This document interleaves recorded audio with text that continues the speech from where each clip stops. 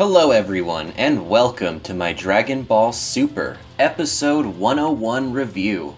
For my review, I will talk about the following categories. Enjoy the video. So what I liked about this episode, Ten Shinhan and the Muten Roshi teaming up. This was hands down my favorite part of this episode. This is the way I like being pandered to. Small little things like this, it isn't an ass pull, and it makes sense in the context of the story. Also, the confrontation with the 5 Pride Troopers was actually an interesting fight, aside from a few moments which I will go into a little bit later. Lastly, I'm glad it looks like Kale won't be acting like Broly anymore. But what I did not like about this episode was Kale. This is probably going to be the last time I'm going to really rant about Kale's character in a review. I just want to fully clarify why I don't like her as a character. For starters, Broly. I can't stand Broly, and the fact that episodes 93 and 100 had such shameless fan pandering to Broly made those episodes worse for me. There is also the fact that Super hasn't really given Kale any character development, or any context to why she is the way she is, timid and jealous. And this makes it impossible for me to like or sympathize with her. Caulifla is getting development, and we know why she is the way she is. One reason why I thought the Universe 6 tournament arc fell flat in a lot of areas was the lack of characters with real development, besides Kaba and Frost. And lots of people don't even like the direction Frost's character was taken in. So far with Kale, there hasn't been any development. And this could be done easily with a few flashbacks. Kale has obvious abandonment issues, with how every single time she has been perceiving to be abandoned by Caulifla, she goes into that berserk form, first against Kaba, and next to Goku. The problem is, there isn't any character development to be had when every single time she has screen time, it is always either her doubting herself, putting herself down, or being jealous of Caulifla, without really explaining why she doubts herself so much, or gets jealous over the pettiest things. And whenever Super seemingly tries to develop Kale, it always goes to developing Caulifla more than anything. And I do love the development Caulifla is getting, and I'm really liking her as a character.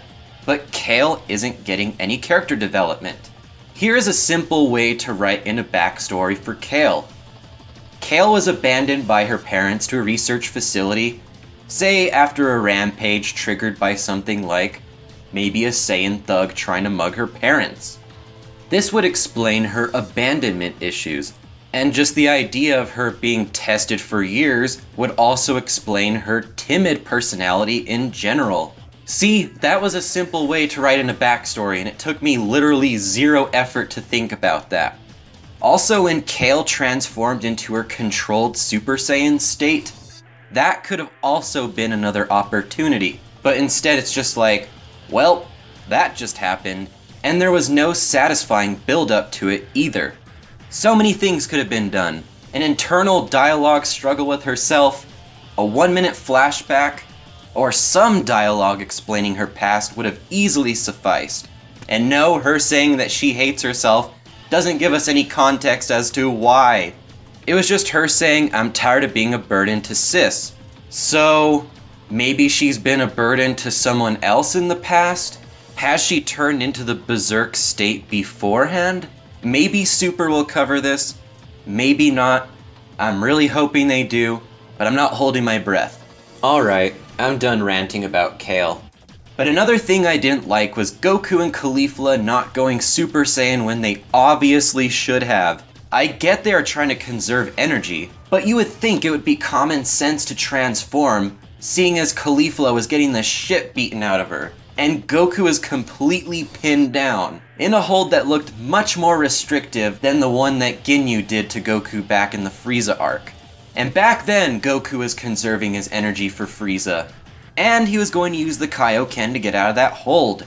Also, there's the fact, in the early Majin Buu arc, Goku is lifting up really heavy armbands and leg bands, and turns Super Saiyan and is able to now lift them easily. These fake tension scenes ruin what could have real tension, and I really wish Super would stop doing this already. So for the story and pacing, this episode was basically about Universe 6 and 7 teaming up to fight off half of the Universe 11 team. One thing that kind of bugged me right off the bat was how the Goku vs. Jiren cliffhanger at the end of episode 100 amounted to nothing and was kind of a pointless scene. Other than that, I found nothing wrong with the overall storyboard for the episode, and I thought the episode was paced pretty nicely. So for the visuals and audio, this episode looked good. Way better art and animation than episode 100 overall. The recreation of Goku's and Vegeta's tag team beam was a little bit lazy, but I did like it. Until Kale went berserk.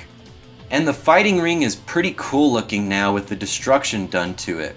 But at the same time, it's a bit weird considering the material used to make it. I was kind of under the impression that this was going to be nearly indestructible, but I guess not. One thing I was dying to see the whole episode was the bench. So many people have been knocked out, and I've been wanting to see a little bit of that bench full. Maybe soon. Maybe soon.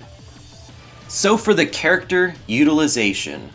For Goku, I just want to say that I think it's weird that he thinks Caulifla is going to get stronger without any real reason to think it. For instance, no serious character has attained Super Saiyan 3 besides Goku.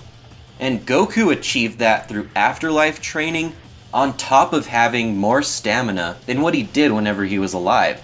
It's one of those moments where it seems like the characters are aware of the future script, and it doesn't really make too much sense in the context of the story. So for the Pride Troopers, I enjoyed seeing what they could do and their unique abilities, though they were pretty short-lived. And I don't understand the beef people have with them not being God tier. Nothing was ever really hinted that the whole Pride Trooper team was that strong, especially with 18 having hand-to-hand combat with the woman who can create different dimensions around the beginning of the tournament.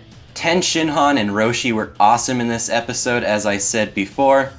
I already talked about Caulifla and Kale, but one thing I want to address is 17 and 18 interacting. I have been theorizing 17 and 18 may still have a teenager's mentality when they're away from their passions, 17's being his island of animals, and 18's being her daughter Marin, especially with their interactions with one another and in past episodes. And it really shows what it means to be an artificial human and never really aging. So for my overall rating for the episode, I will give this episode a 3 out of 5. This was a decent episode. All the things I liked, I really liked. But all the things I didn't like, I really didn't like them. I walked away from this episode thinking it was a decent one. This might have been a different story if Kale was saying Son Goku every 3 seconds again, but thankfully, it looks like Kale won't be having Broly's personality anymore when she's berserk. Next week though, it looks like Universe 2's leader, the Sailor Moon-esque character, will finally show us what they can do. So those have been my thoughts on Dragon Ball Super, episode 101. Tell me what you thought about the episode and my critique of it in the comments section below. And with that, thank you for watching everyone, and have a great day.